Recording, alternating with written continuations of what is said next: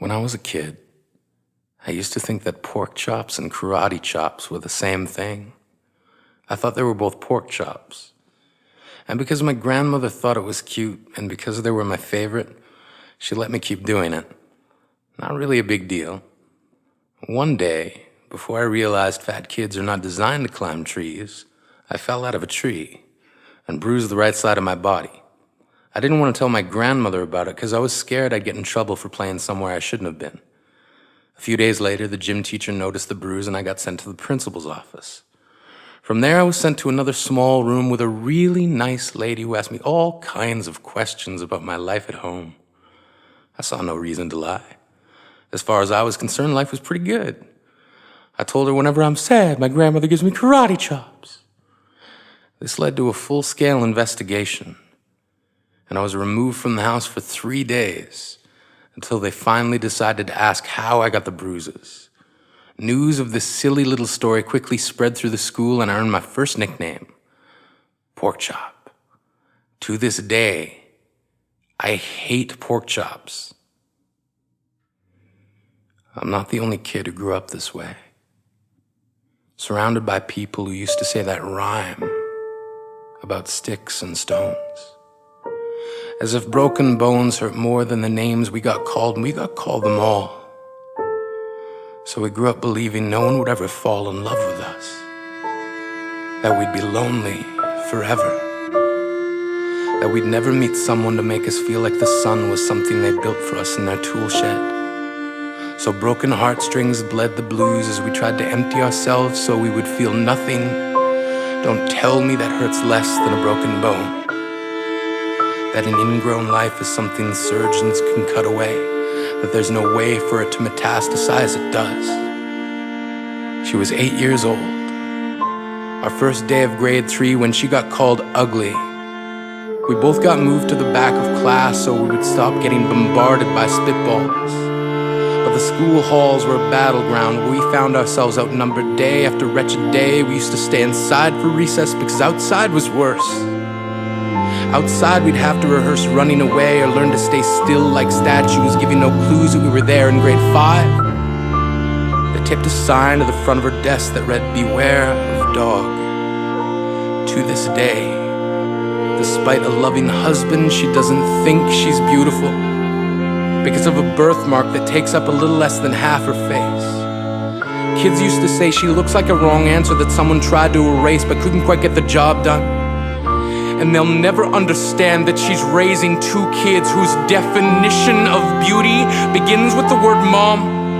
Because they see her heart before they see her skin. Because she's only ever always been amazing. He was a broken branch grafted onto a different family tree. Adopted. Not because his parents opted for a different destiny. He was 3 when it became a mixed drink of 1 part left alone and 2 parts tragedy. Started therapy in 8th grade, had a personality made up of tests and pills, lived like the uphills were mountains and the downhills were cliffs, 4/5 suicidal, a tidal wave of antidepressants, and an adolescence being called pauper. 1 part because of the pills, 99 parts because of the cruelty. He tried to kill himself in grade 10 when a kid who could still go home to mom and dad had the audacity to tell him, "Get over it." As if depression is something that can be remedied by any of the contents found in a first aid kit. To this day, he is a stick of TNT lit from both ends.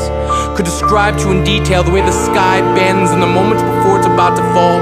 And despite an army of friends who all call him an inspiration, he remains a conversation piece between people who can't understand. Sometimes being drug-free has less to do with addiction and more to do with sanity. We weren't the only kids who grew up this way. To this day, kids are still being called names. The classics were, "Hey stupid," "Hey spaz." Seems like every school has an arsenal of names getting updated every year. And if a kid breaks in a school and no one around chooses to hear, do they make a sound? Or they're just background noise from a soundtrack stuck on repeat when people say things like kids can be cruel? Every school was a big top circus tent, and the pecking order went from acrobats to lion tamers, from clowns to carnies. All of these miles ahead of who we were freaks. lobster claw boys and bearded ladies, oddities juggling depression and loneliness, playing solitaire, spin the bottle, trying to kiss the wounded parts of ourselves and heal.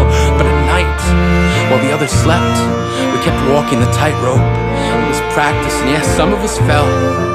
But I want to tell them that all of this is just debris left over when we finally decide to smash all the things we thought we used to be. And if you can't see anything beautiful about yourself, get a better mirror. Look a little closer. Stare a little longer. Because there's something inside you that made you keep trying despite everyone who told you to quit. You built a cast around your broken heart and signed it yourself. You signed it. They were wrong. Because maybe you didn't belong to a group or a clique. Maybe they decided to pick you last for basketball or everything. Maybe you used to bring bruises and broken teeth to show and tell but never told. Because how can you hold your ground if everyone around you wants to bury you beneath it? You have to believe that they were wrong. They have to be wrong. Why else would we still be here? We grew up learning to cheer on the underdog because we see ourselves in them. We stem from a root planted in the belief that we are not what we were called.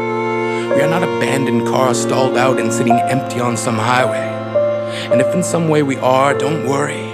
We only got out to walk and get gas. We are graduating members from the class of we made it. Not the faded echoes of voices crying out names will never hurt me. Of course, they did.